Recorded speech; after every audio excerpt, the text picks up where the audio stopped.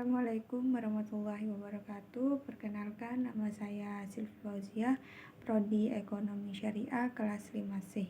Baik, di sini saya akan menjelaskan cryptocurrency di dalam ekonomi Islam.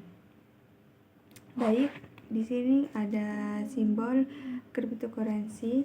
Di sini simbol ini pusat untuk mempresentasikan fokus utama dari penelitian, yaitu menganalisis bagaimana cryptocurrency dapat diintegrasikan ke dalam sistem ekonomi syariah. Cryptocurrency berada di pusat karena semua aspek yang dibahas seperti kerangka hukum, terus prinsip syariah, dan tantangan implementasi berkontribusi terhadap keberhasilan dan atau kegagalannya dalam konteks ekonomi Islam. Yang pertama ada kerangka hukum. Kerangka hukum ini menggambarkan aspek regulasi hukum positif di Indonesia, termasuk status hukum cryptocurrency, perlindungan konsumen, dan stabilitas ekonomi. Status hukum cryptocurrency diakui sebagai aset digital atau komoditas berdasarkan regulasi Bapepti, tetapi tidak diizinkan sebagai alat pembayaran oleh Bank Indonesia. Selanjutnya, perlindungan konsumen.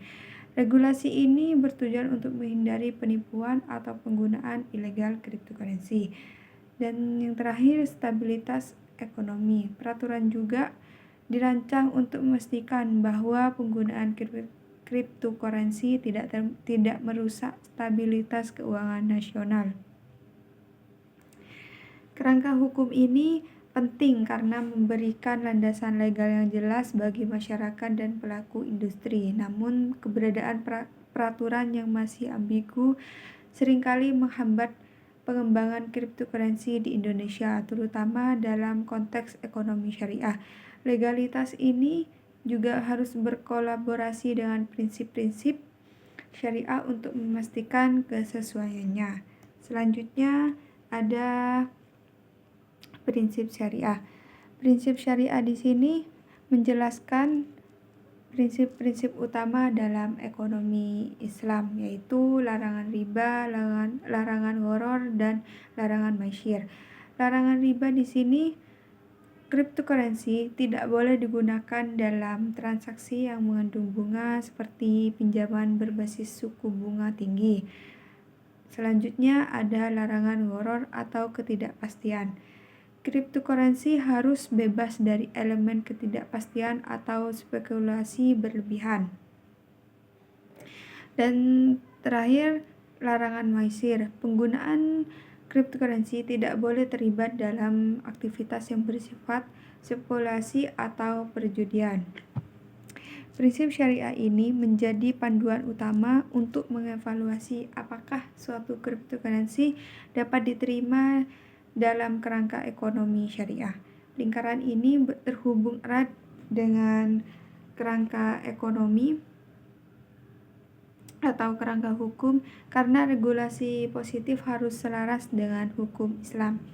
Dan yang terakhir ada tantangan implementasi. Tantangan implementasi ini menggambarkan berbagai hambatan yang dihadapi dalam mengimplementasikan cryptocurrency, termasuk volatilitas harga, keamanan dan risiko, kurangnya literasi teknologi, regulasi yang belum komprehensif. Yang dimaksud dengan volatilitas harga yaitu fluktuasi nilai cryptocurrency yang sangat tinggi dapat menyebabkan kerugian besar, sehingga bertentangan dengan prinsip keadilan dalam Islam. Yang kedua yaitu keamanan dan risiko. Cryptocurrency rentan terhadap peretasan atau penyalahgunaan yang dapat merugikan konsumen. Selanjutnya, kurangnya literasi teknologi. Sebagian besar masyarakat, terutama di negara berkembang, masih belum memahami teknologi blockchain yang mendasari cryptocurrency. Dan yang terakhir, regulasi yang belum komprehensif. Ketidaksesuaian antara hukum positif dan prinsip syariah dapat menimbulkan kebingungan dan menghambat adopsi. Tantangan ini merupakan faktor penghambat yang perlu diselesaikan agar cryptocurrency dapat diimplementasikan secara optimal dalam ekonomi syariah. Lingkaran ini terhubung dengan kerangka hukum dan prinsip syariah karena kedua aspek tersebut memenuhi cara tantangan ini diatasi.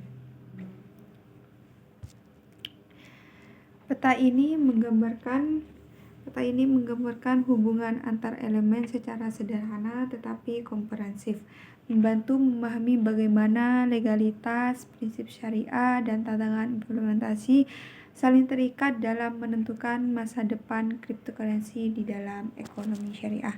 Baik, sekian presentasi dari saya. Kurang lebihnya mohon maaf. Wassalamualaikum warahmatullahi wabarakatuh.